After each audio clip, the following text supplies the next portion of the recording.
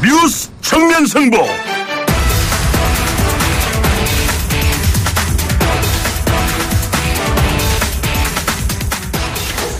여러분 안녕하십니까, 노동일입니다. 이번 주 제가 여러분과 함께하고 있는 것 말씀드렸죠. 뉴스 정면 승부, 오늘 저희가 준비한 순서 먼저 알려드립니다. 북한 김정은 위원장과 시진핑 중국 국가주석이 베이징에서 북중 정상회담을 가졌습니다.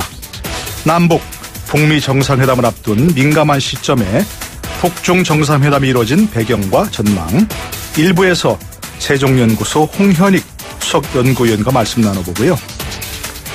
서울시 교육청이 내년 9월 강서구와 서초구에 특수학교를 개설할 예정이라고 밝힌 가운데 여전히 일부 주민들의 반대로 특수학교 설립이 어려움을 겪고 있습니다.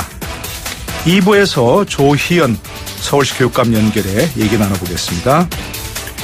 수요일 3부와 4부 정치하는 청년 주간 여의돌 시간에 4월 임시국회 쟁점 검경수사권 조정과 추경안을 주제로 더불어민주당 전국 청년위 장경태 수석부위원장, 바른미래당 권성주 대변인과 토론해보겠습니다.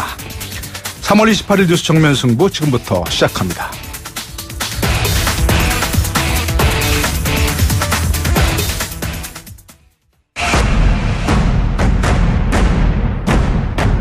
뉴스 정면 승부.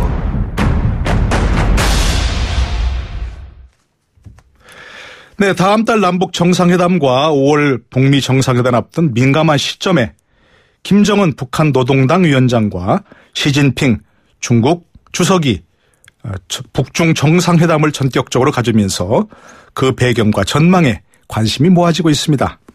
세종연구소 홍현익 수석연구위원 연결해서 먼저 의견 들어보겠습니다. 홍 의원님 안녕하십니까? 네, 안녕하십니까? 네, 전격적이에요, 그렇죠? 네, 예. 그렇습니다. 그런데 북미 정상회담, 이게 일부에서는 시진핑 주석이 초청했다 이런 얘기도 있고, 또 북한 방송에서는 북한 측의 요청이 먼저 있었다 이런 말도 있는데 어떻게 보십니까?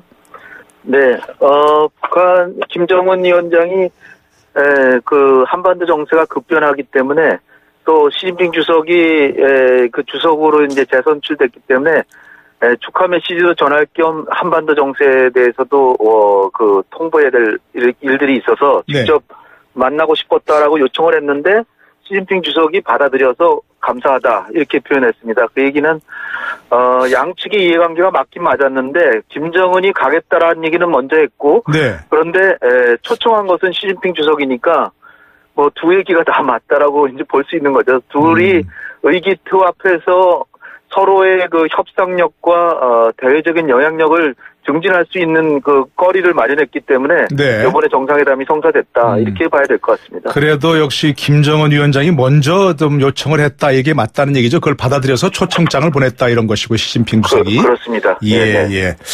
양국 간 만남 이게 뭐 정말 전격적이라고 할 수는 있긴 한데 이게 갑작스럽게 도저히 예상할 수 없었던 그런 변수입니까? 아니면 그래도 있을지도 모르겠다는 예견된 수순인가요? 어떻게 보세요, 그 부분은? 그간의 북중 관계가 상당히 소원해졌고 사실 한국이나 미국에서 중국이 이제는 뭐 제재에 확실히 동참한다 이렇게 생각했기 때문에 또 북한의 중국에 대한 그 혐중 감정이 꽤 상당하다. 왜냐하면 같은 사회주의 국가끼리 핵 개발한다라고 제재까지 가니까 이거는 돌이킬 수 없는 관계다라고 우리가 생각했던 것이 조금 전략적으로 안주했던 것이고요. 네. 실제로는 김정은은 아마도 작년 말에 화성 15형 발사하고 11월 말에 국가 핵무력 완성 선언하고 나서 대체로의 시간표를 짜놓지 않았을까. 그러니까 어떻게 보면 북중 관계도 개선을 하지만 일단은 시작은 남북 관계부터 하고 그래서 북미 관계까지 개선을 하면서 그 남북 관계 개선과 북미 관계 정상회담까지 엮어서 시진핑 주석에게 그 북한의 전략 가치를 최고도로 높인 다음에 당당하게 베이징을 방문한다 이런 생각을 했음직하다 이렇게 봅니다. 네, 근데 2000년도에 뭐 아시겠습니다만 김정일 위원장이 남북 정상회담을 앞두고 6월달에 5월달에 이제 중국을 방문했지 않습니까? 네. 그런 거 보면 이번에도 비슷한 수순인 것 같아요, 그렇죠? 거의 모양새는 비슷하죠. 네. 근데 그 당시는 북중 관계가 그렇게 나쁘지 않았는데 지금은 굉장히 나쁜 상태에서 전격적으로 굉장히 가까운 관계로 급진전, 네. 급전환했기 때문에 여기에 대해서 우리가 좀 놀라움을 금치 못하는 그런 상황인데요. 예. 어떻게 보면 김정은이 이것을 시간표대로 짜놓고 이렇게 했다면 대단한 전략가다. 예. 이렇게 생각이 되는데 글쎄 그 시간표까지 짜놨는지는 모르지만 어쨌든 지금 풀려나가는 수순은 김정은의 대외적 위상이 외교적 위상이 완전히 고립된 처지에서 뭐 굉장히 인기 있는 국제사회의 리더로 네. 부상하고 있는 것이 아닌가 착각할 정도로 그 북한의 위상이 지금 빠른 속도로 커지고 있다. 이렇게 네. 여깁니다. 그러니까요, 뭐, 외신들의 그 주목을 한 몸에 받고 있고요. 네. 그런데 북중 관계 지금 말씀하신 대로 이게 한 방에 풀렸다고 볼 수 있나요? 불협화음, 어떻게 마침표를 찍었다고 볼 수 있나요? 중국과 북한 사이가? 네, 1박 2일이지만은, 이게 북중 우호 친선 관계, 이 혈맹 관계라는 것은, 김정은의 표현에 의하면 이거 목숨과 그도 같은 아주 소중한 거다라고 했고요. 네. 시진핑 주석도 이 북중 친선은 이거는 아주 그 숭고한 것이어서 어디 무엇과도 바꿀 수 없다 이런 식으로 표현하고 있기 때문에 어제 그제 벌어진 일만 본다면 향후에 북중 관계 굉장히 좋아질 것 같은 네. 그런 모양새입니다. 근데 그럼에도 불구하고 이 핵 문제가 어떻게 풀리냐에 따라서 향후에 북중 관계도 결정되겠죠. 김정은이 네. 근데 이게 중요한 것은 핵에 대해서 이제 뭐 다 포기하겠습니다. 이게 아니잖아요. 그러니까요. 조건부로 한국과 미국이 단계적으로 그리고 동시행동으로 평화를 조성해 준다면 북핵 문제 해결될 수 있다. 이렇게 얘기한 거거든요. 조건부기 때문에. 예. 과연 김정은이 여기에 진정성을 보일 것인가. 그것이 이제 향후의 북중 관계의 향배를 가름하지 않을까. 네. 이게 사실 북중 관계뿐 아니라 남북 관계, 북미 관계 다 여기 걸려 있는 거죠. 그러니까 이제 저도 그 김정은 위원장의 말에 좀 주목을 해봤는데 네. 한국과 미국이 이렇게 단계적으로 노력하면 이렇게 저기도 비핵화할 의지가 있다 이런 얘기인데 네. 이거 과거에 북한이 보던 얘기 아닌가요, 그죠? 그렇죠. 그런 예. 방식으로 하다가 한 중간 단계까지 가다가 결국은 이제 유양무가 돼버리고.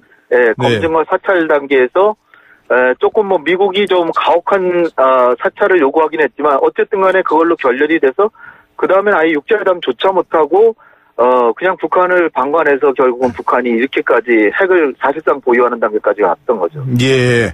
그러니까 중국을 방문해서 이게 그야말로 중국의 입장도 지금 뭐 단계마다 뭐 어떤 행동 대 행동 이런 걸 하라는 입장이니까 네. 북한이 이렇게 좀 우리가 이렇게 나와 있으니까 일종의 제재 완화. 그래서 중국이 좀 압박전선에서 국제 압박전선을 이탈하는 그런 효과를 노린 게 아닐까요? 그러니까 사실 트럼프 대통령이 지금 추구하는 이 동아시아 정책에서 북한을 다루는 부분에 있어서는 중국의 대북 제재를 최고도로 가하는 것을 압박해서 결국은 상당히 이뤄냈지만요. 네.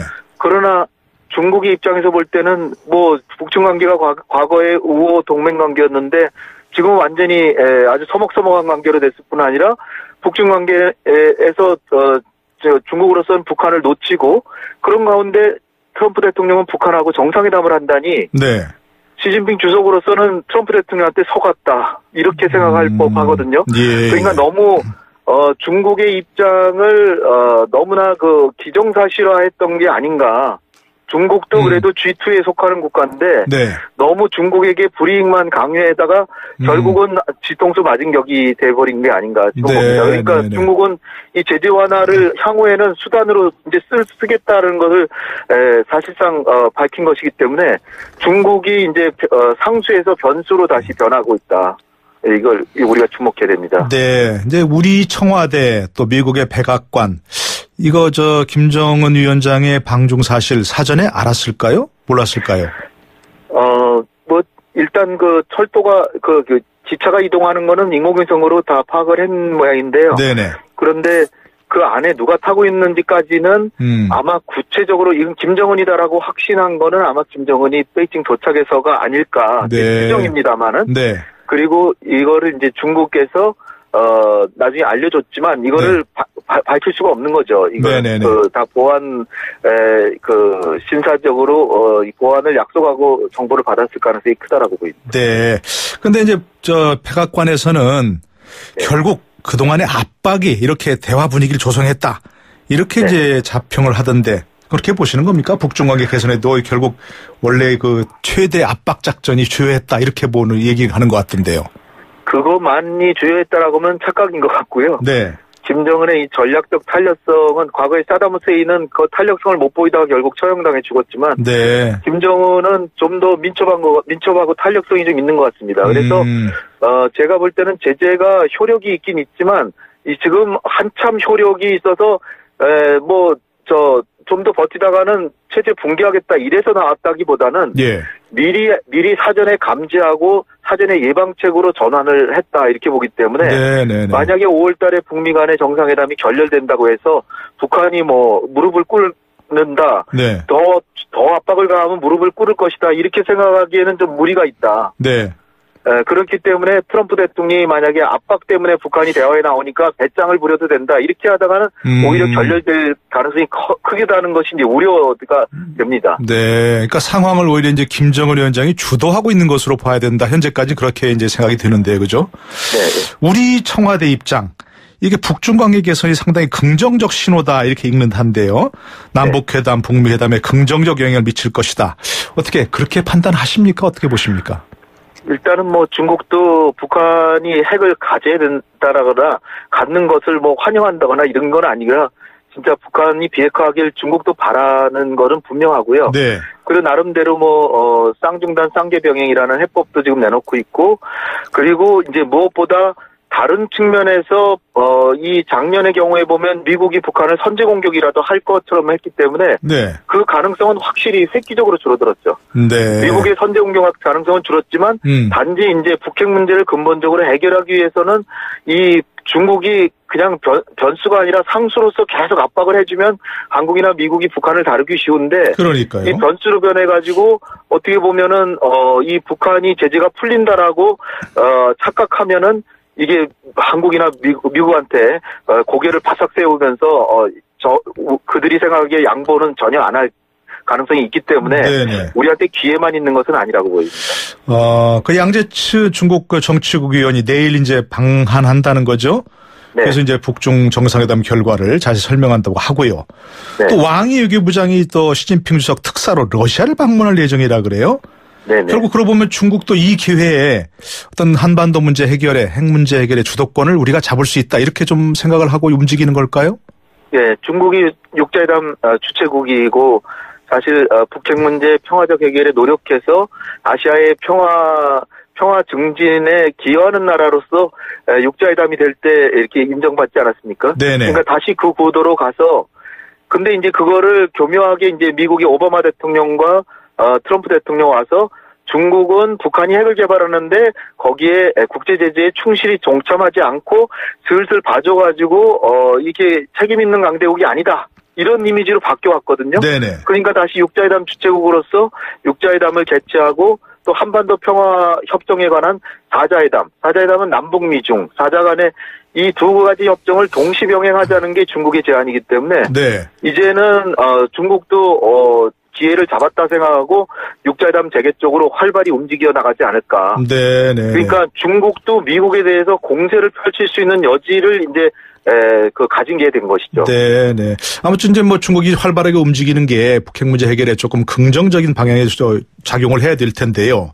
네. 일본은 지금 조금 일부에서는 패닉이라고도 하고 아베 총리가 지금 외교적으로 고립됐다 이렇게 얘기하는데 아베 총리 그 행보 관련해서 그렇게 되면 좀 우려되는 지점도 있지 않느냐 하는 말도 있는 것 같은데 어떻게 보십니까 그 부분은? 그렇죠. 아베 총리는 사실 미국의 편승해서 강대국이 기대서 자기들도 강대국인데 외교적으로는 좀 약소국인 입장에 군대도 갖지 못하는. 예. 그러나 사실상 자위대가 근데 대한민국 국군보다 오히려 더 힘이 더 센데도 불구하고 좀 소화병적으로 미국에 너무 의존하면서 미국이 대북 압박을 하니까 거기에 그냥 더 한치 더 나가서 강하게 압박하다가 미국이 갑자기 대화한다니까 어떻게 보면 닥쳤던 게 지붕 쳐다보는 격으로 야, 이거 큰일 났구나.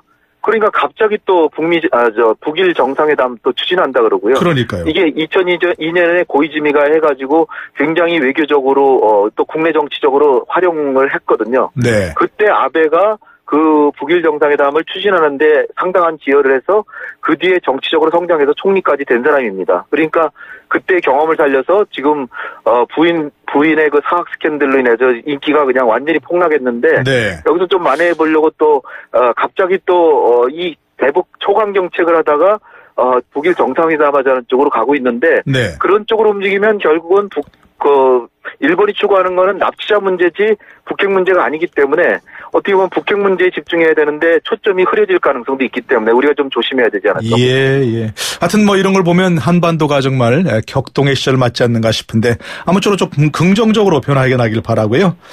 네. 예. 오늘 말씀 잘 들었습니다. 네, 감사합니다. 네, 세종연구소 홍현익 수석연구위원이었습니다.